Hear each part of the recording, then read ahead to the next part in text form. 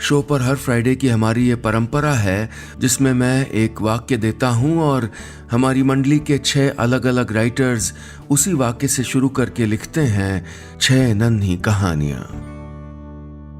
आज का वाक्य है, आवाज मेरे पीछे कहीं से आई थी।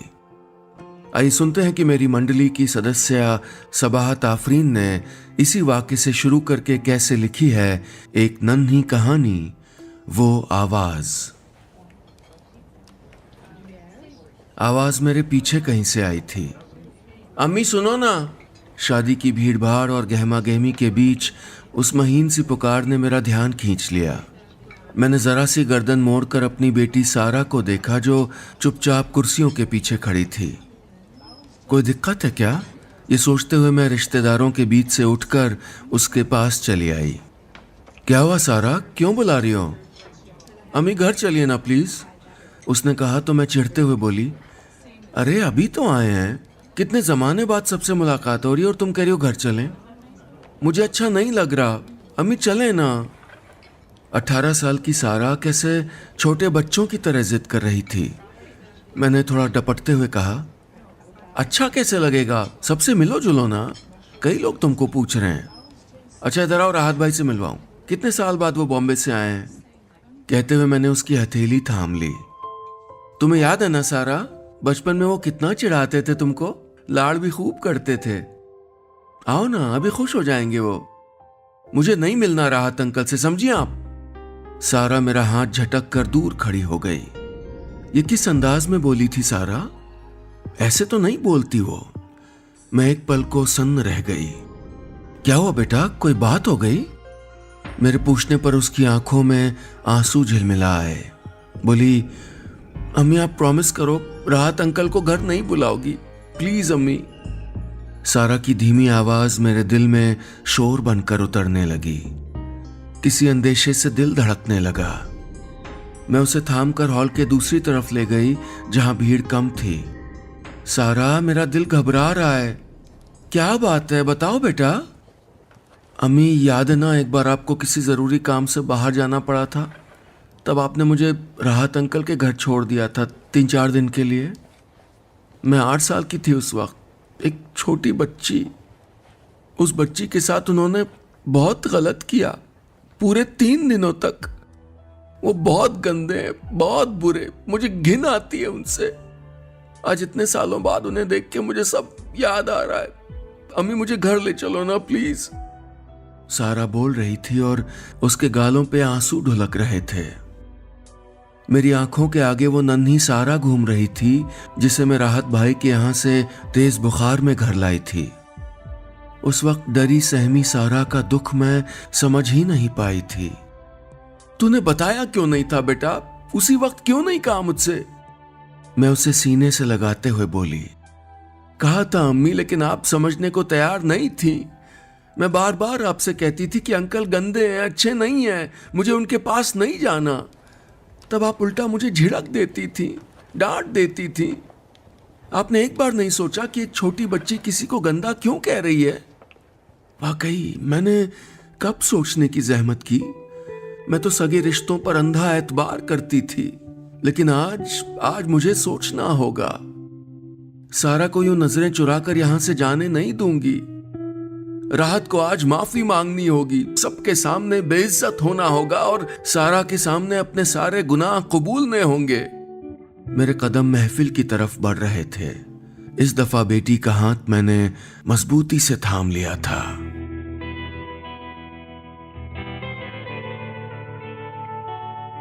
बस इतनी सी थी ये नन्ही कहानी। अगले सेगमेंट में आइए सुनते हैं कि मेरी मंडली की सदस्य छवि निगम ने इसी वाक्य से शुरू करके कैसे लिखी है एक नन्ही कहानी, वो आवाज। आवाज मेरे पीछे कहीं से आई थी। ठक ठक ठक, साथ ही कुछ भारी और रुंधी आवाज में बेटा बेटा भी सुनाई दे रहा था। कोई मेरी कार का बंद शीशा ठकठका रहा था। उसका चेहरा न तो साफ दिख रहा था और न ही मैं देखना चाहता था। बुरी तरह उकता चुका था मैं। एक तो इस भयंकर ट्रैफिक जैम में फंसे कोई आधा घंटा हो गया था और ऊपर से भीख मांगने वालों ने नाक में दम कर रखा था। कभी कोई बच्चा पैसे मांगता आ जाता, कभी कोई औरत, और अब ये बुजुर्गवार कहीं से आ पहुंचे थे। मेरी सारी झुंझलाहट बगल में बैठी अपनी पत्नी रजनी पर उतर आई। अच्छे भले घर में बैठे थे, पर नहीं, जिद लगा रखी थी तुमने कि चलो भाई रिनी को रिपब्लिक डे की परेड दिखा के लाते हैं। अब भुगतो ना, जब तक पहुंचेंगे झांकियां वाकियां सब निकल चुकी होंगी। रजनी बोली, पापा के कंधे पे चढ़े हुए न जाने कितनी झांकियां देखी हैं मैंने, प्रभात फेरियां निकाली हैं, खूब जनगण मन गाया है, लहराते तिरंगे को सलामी दी है। वो देशभक्ति का जज्बा भुलाए नहीं भूलता। अपनी रिनी भी तो जाने हैं सब। तभी शीशे पर फिर ठक ठक हुई और मेरे जबड़े कस गए। चिड़चिड़ाहट में सामने दिखती जरा सी जगह में आड़े तिरछे तरीके से कार बढ़ाते हुए मैं बड़बड़ाया, ओफो कितने बुरे हालात हैं यार। अब तो जहां देखो वहीं भीख मांगते लोग, गंदगी, शोरगुल और जाम। अब कहाँ रहा वो देश वो देशभक्ति वाला जज्बा। पिछली सीट पर अपनी चॉकलेट निपटाती मेरी 4 साल की बेटी रिनी ने दोहराया, जज्बा। तो हम मुस्कुरा दिए। मुड़कर मैंने उसके हाथ से रैपर लिया और शीशा नीचे करके उसको बाहर फेंक दिया। फिर शीशे को ऊपर कर ही रहा था कि ठक ठक के साथ तभी फिर वही आवाज आई, बेटा सुनो। खींच कर मैंने 10 रुपए का एक नोट निकाला और उसे खिड़की से बाहर निकालते हुए तकरीबन चिल्ला पड़ा, अब और परेशान मत करो बाबा, ये लो और आगे बढ़ो। कुछ पल यूं ही बीते। फिर मैं हैरान रह गया जब बजाय वो नोट लेने के उन्होंने मेरी मुट्ठी में चॉकलेट का वो रैपर थमा दिया जिसे मैंने बाहर फेंका था। मैंने ध्यान से उन्हें देखा तो मेरी नजरें कुछ झुक गईं। वो बुजुर्गवार भिखारी नहीं थे, बल्कि शायद हमारी ही तरह गणतंत्र दिवस की परेड देखने जा रहे थे, क्योंकि उनके दूसरे हाथ में तिरंगा था। वो बोले, मैं तो निकल ही जाऊंगा, पर तुम आगे कैसे बढ़ोगे बेटा? मुझे कुछ समझ नहीं आया। वो बोले, अरे तभी तो मैं आवाज दे रहा था बेटा, जल्दबाजी में तुमने कार को गलत तरीके से खड़ी करके जाम और बढ़ा दिया। शायद तुम सुन नहीं पाए, लेकिन तुमने जब रैपर को सड़क पे फेंक दिया तो फिर से मुझे रुकना पड़ा। मैं अवाक रह गया। हमेशा दूसरों पर भुनभुनाता रहा, जबकि मेरी ही हरकतें बहुत गैर जिम्मेदाराना थीं। मैं उनसे कुछ कहता, इससे पहले मुस्कुराते हुए उन्होंने मेरा हाथ थपथपाया और आगे बढ़ गए। कायदे से कार बढ़ाते हुए मेरी निगाहें उन पर टिकी हुई थीं। खुलते हुए ट्रैफिक के बीच से गुजरते हुए, तेज हवा में फरफराते हुए उनके हाथ में थामा हुआ झंडा उनसे इस तरह लिपटता जा रहा था कि केसरिया, सफेद और हरे रंगों को समेटे उनकी पीठ तिरंगी होती जा रही थी।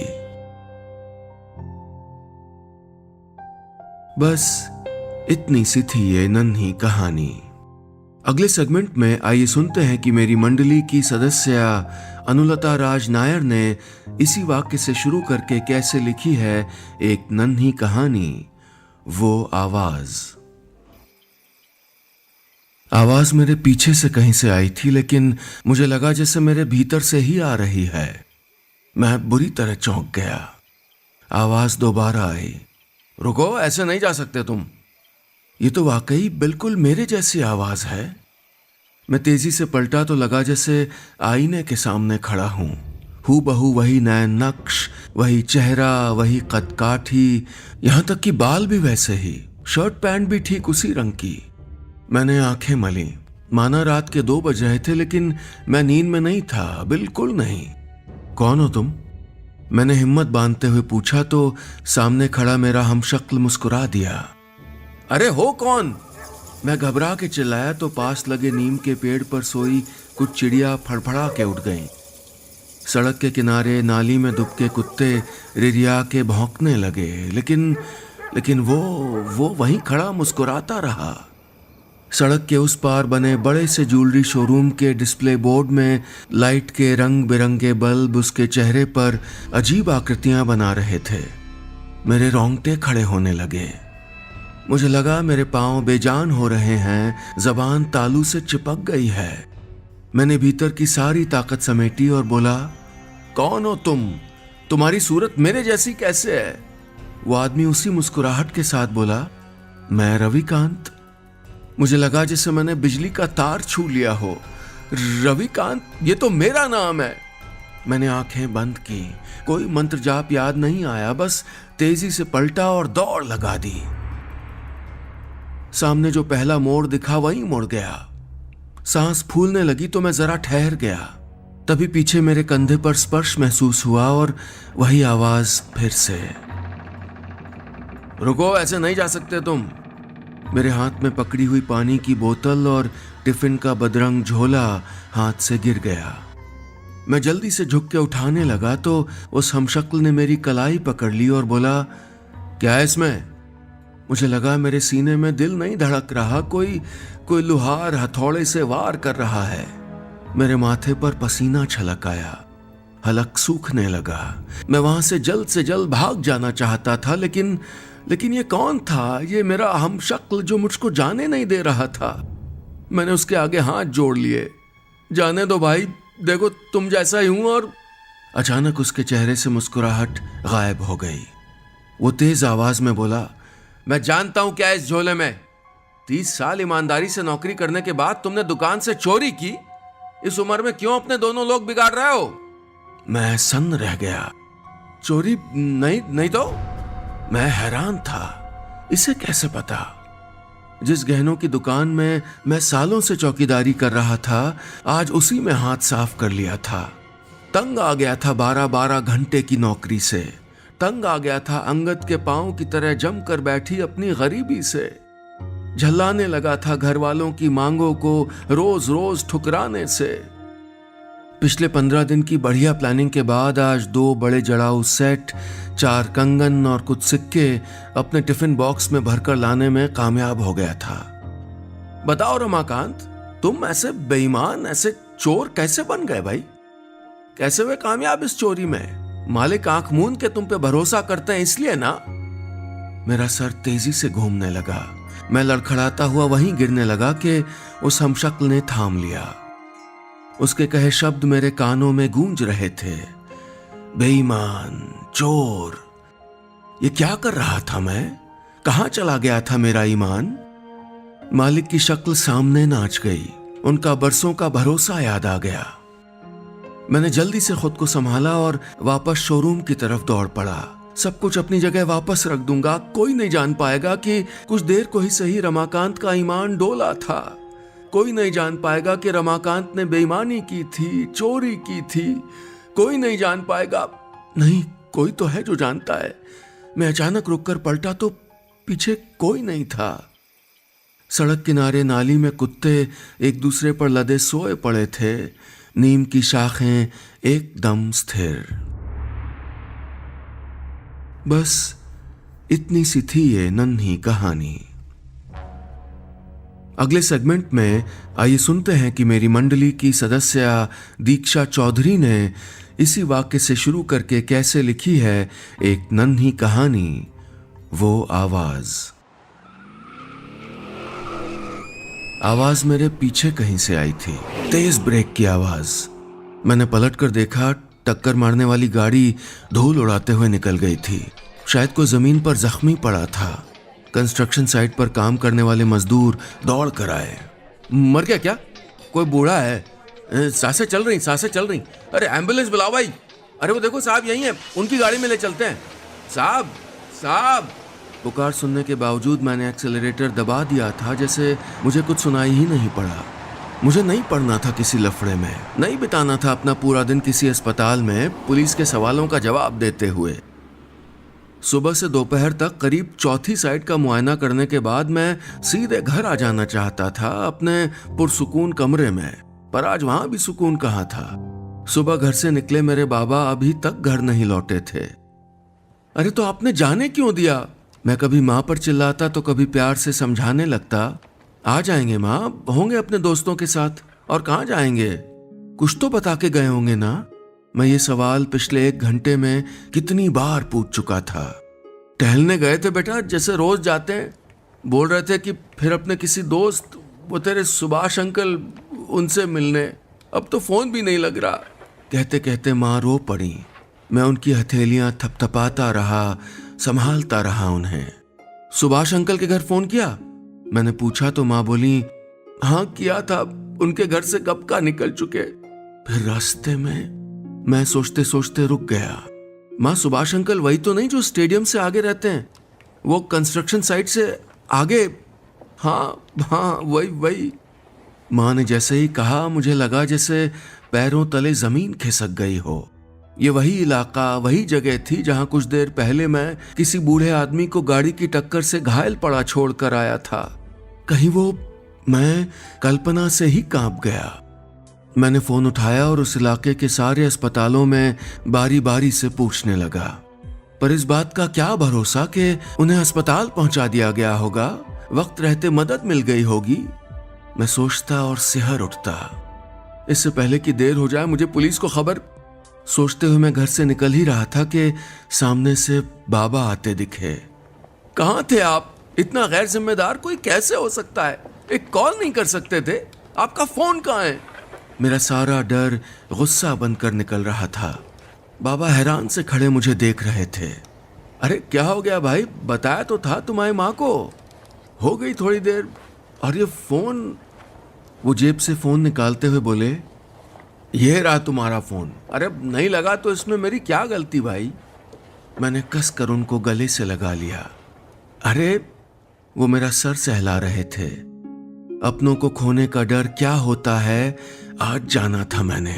उनका दर्द भी जिनके अपने सच में दुर्घटना में घायल हो जाते हैं, जो शायद बच सकते हैं हमारी जरा सी मदद से, लेकिन हम इतने स्वार्थी, इतने बेदिल कैसे हो सकते हैं?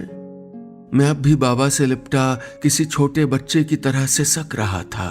बच्चा जिसने आज कभी न भूलने वाला कुछ सीखा था, एक वादा किया था खुद से, हमेशा हमेशा के लिए।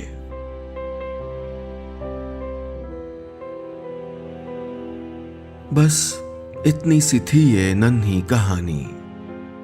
अगले सेगमेंट में आइए सुनते हैं कि मेरी मंडली की सदस्य लकी राजीव ने इसी वाक्य से शुरू करके कैसे लिखी है एक नन्ही कहानी, वो आवाज। आवाज मेरे पीछे कहीं से आई थी, वही आवाज जो मुझे पहले भी एक दो बार सुनाई दी थी। कांपती हुई आवाज, एक डरी सहमी बच्ची की आवाज। मुझे डर लग रहा है, मुझे यहां से ले चलो, मुझे बचाओ। मैंने पलट कर देखा, मेरे आसपास कोई नहीं था। मेट्रो स्टेशन पर इक्का दुक्का लोग थे और वो भी काफी दूर खड़े थे। दिल्ली की इस सर्द शाम में भी मेरा चेहरा पसीने से भीग गया था। नहीं, ये मेरा वहम नहीं हो सकता। एक बार, दो बार नहीं, कितनी बार यही आवाज, यही बातें मुझे साफ सुनाई दे चुकी थीं। ऐसा होता है, अक्सर होता है, जो आवाजें हम बहुत सुनते हैं ना, पलट के सुनाई देती हैं। जैसे मुझे तब भी फोन की बेल सुनाई देती है जब फोन बज नहीं रहा होता है। किसी मूवी में देखी सुनी होगी। मेरे दोस्त ने मेरी परेशानी को हवा में उड़ा दिया था। मैं उसे समझा नहीं पा रहा था। मैं साफ साफ कई बार सुन चुका हूं वो आवाज। मुझे डर लग रहा है, मुझे यहां से ले चलो, मुझे बचा लो। वो आवाज अब मेरे सपनों तक पहुंच चुकी थी और आज सपने में मुझे छोटे छोटे हाथ भी दिखे थे। चेहरा धुंधला सा था, बस हाथ मेरी ओर उठे हुए थे और वही रुआंसी आवाज, वही बातें, वही जिद, मुझे घर ले चलो। बगल में सोती हुई बीवी को जगाने के लिए एक बार हाथ बढ़ाया, फिर कुछ सोचकर रुक गया। पूरी रात सर पर पट्टी बांध कर लेटा रहा था। ऐसा लग रहा था कि आज दिमाग की नसें फट जाएंगी। अगली सुबह मैं डॉक्टर के सामने बैठा था। ऐसा कब से हो रहा है आपके साथ? डॉक्टर मेरे चेहरे पर नजरें गड़ाए हुए पूछ रहा था। मैंने याद करके बताया, यही करीब 20-25 दिनों से, 1 महीना मान लीजिए। कोई हॉरर मूवी देखी थी क्या रिसेंटली? उन्होंने पूछा। मैंने ना में सर हिला दिया। किसी रिलेटिव या फ्रेंड की डेथ फेस किया आपने हाल में? डॉक्टर ने एक और कयास लगाया। मैंने एक पल उसके सवाल पर गौर किया और फिर मना कर दिया। डॉक्टर ने पानी का ग्लास मेरी ओर बढ़ाया। रिलैक्स। अच्छा, उस सपने में आपने क्या देखा? आपने बताया कि शक्ल नहीं दिखी, आपने हाथ अपनी ओर बढ़ते हुए देखे और आवाज़ सुनी, राइट? और कुछ देखा? याद करिए। वो सपना याद करते हुए मेरे हाथ में पकड़ा ग्लास हिलने लगा। मैंने धीरे से बताया, डॉक्टर साहब वो हाथ मेरी बच्चियों के हाथ जैसे थे, छोटी छोटी हथेलियां, पतली पतली उंगलियां। इससे आगे मैं बोल नहीं पा रहा था। डॉक्टर ने सिर हिलाते हुए कुछ टेस्ट पेपर में लिखे और मुझे लैब में भेज दिया। लैब में घुसते ही मेरा दिमाग एक जानी पहचानी गंध से भर गया। ये वही गंध थी जो उस दिन उस गैर कानूनी अल्ट्रासाउंड सेंटर के अंदर भरी हुई थी। मेरी पत्नी रोती रही, मुझे समझाती रही, लेकिन मैं तीसरी बेटी को दुनिया में लाने को तैयार नहीं था। मुझे आज ये गंध सही नहीं जा रही थी। मेरा दम घुटने लगा था। मैं चक्कर खाकर नीचे गिरने ही वाला था कि फिर से वही आवाज, उसी डरी सहमी बच्ची की आवाज मेरे पीछे से आने लगी थी। मुझे बहुत डर लग रहा था। पापा, आपने मुझे बचाया क्यों नहीं था पापा? बस इतनी सी थी ये नन्ही कहानी। अगले सेगमेंट में आइए सुनते हैं कि मेरी मंडली के सदस्य जमशेद कमर सिद्दीकी ने इसी वाक्य से शुरू करके कैसे लिखी है एक नन्ही कहानी, वो आवाज। आवाज मेरे पीछे कहीं से आई थी। अरे जल्दी कीजिए भाई, और लोग भी लाइन में हैं। रेलवे टिकट खिड़की पर मैंने पलट कर देखा तो पीछे लगी 10-12 लोगों की कतार में वो आवाज एक खूबसूरत खातून की थी। लंबा चेहरा, आंखों में काजल, बिल्कुल वैसी जैसे मैंने अपने रूममेट अनूप को बताया था जब एक बार उसने पूछा था, तुम्हें कैसी गर्लफ्रेंड चाहिए? हाँ, लेकिन मैंने ये भी कहा था कि सिर्फ ब्यूटी नहीं, ब्रेन भी होना चाहिए। वो हंस के बोला था, मिल जाए तो हमें भी बताना। देख क्या रहे, प्लीज जल्दी कीजिए, ट्रेन छूट जाएगी। लड़की फिर बोली तो मैंने हड़बड़ा के टिकट बाबू से बात की। अरे भैया चल जाएगा नोट, हमने भी तो किसी से लिया है। अरे कैसे चल जाएगा? बाबू पान चबाते हुए बोला, नकली नोट लिए खड़े हो, कह रहे हो चल जाएगा है? 500 में गांधी जी तो हैं ही नहीं है, देखो। मैंने नोट ऊपर उठाकर देखा तो वाकई नकली था। भैया बहुत झोल चल रहा है नकली नोट का। मेरे पीछे खड़े एक चचा बोले, इलाके में पूरा का पूरा गिरोह घूम रहा हैगा। खैर क्या कर सकता था। मैंने दूसरे नोट के लिए बटुआ खोला तो सिर्फ 2000 का नोट था, लेकिन टिकट बाबू के पास चेंज थी नहीं। अरे भाई क्या मसला है आपका? कहते हुए वो लड़की लाइन से निकलकर करीब आ गई। सबकी ट्रेन छुड़वाएंगे क्या? उसने अदा से गर्दन झटक कर कहा तो मेरे दिल के आउटर पर खड़ी इंटरसिटी सीटी मारने लगी। वो एक्चुअली 500 का नोट नकली निकल गया। मेरे पास सिर्फ 2000 का नोट है और इनके पास 1500 चेंज है नहीं। मैंने एक सांस में परेशानी बताई। वो कुछ सोचने लगी, शायद मदद की तरकीब। जबान से ऊपर वाला होंठ छूते हुए वो जिस तरह सोच रही थी, इस दुनिया पर मेरा यकीन बढ़ने लगा था। 1 मिनट कह के वो वापस गई और लाइन में खड़े एक बुजुर्ग अंकल आंटी से बात करके वापस आ गई। ये लीजिए 1500 हैं, 2 नोट अंकल आंटी के और एक मेरा। ये 1500 रख लीजिए और 2000 के नोट से 4 अलग अलग टिकट खरीद लीजिए, सिंपल। वो तो ब्यूटी विद ब्रेन थी, बिल्कुल बिल्कुल वही जिसकी मुझको तलाश थी। मेरी खुशी का ठिकाना नहीं था। कुछ देर बाद अपनी सीट पर लेटे हुए मैंने फोन निकाला और अनूप को मैसेज किया, घर आके बताऊंगा आज कौन मिला, यकीन नहीं करेगा तू। पूरे रास्ते मुझे उम्मीद थी कि ट्रेन रुकने पर स्टेशन पर शायद वो दिख जाए, लेकिन ऐसा हुआ नहीं। खैर कुछ देर बाद रिक्शे पर बैठा हुआ मैं घर पहुंचा तो अनूप दरवाजे पर था। कौन मिला बताओ, हैं बताओ यार। उसने हड़बड़ा कर पूछा तो मैंने स्टाइल से कहा, अम्मा बता रहे हैं, रुको। कितना हुआ भैया तुम्हारा? मैंने 500 का नोट रिक्शे वाले की तरफ बढ़ाया। उसने नोट गौर से देखा और बोला, इमा गांधी तो है ही नहीं है। मैं चौंका। नोट नकली था। जल्दी से दूसरा और फिर तीसरा नोट देखा, सब नकली थे। मुझे याद आई लाइन में खड़े उन चच्चा की बात। भैया पूरा गिरोह चल रहा है नकली नोट का, पैसे हम दे रहे, मिला कौन था बताओ? अनूप बटुआ खोलते हुए बोला। मैंने सामान उठाया और सुस्त कदमों से अंदर जाते हुए धीरे से कहा, अरे कोई नहीं, कंफ्यूजन हो गया था। मुझे लगा कोई और है, लेकिन वो कोई और ही था।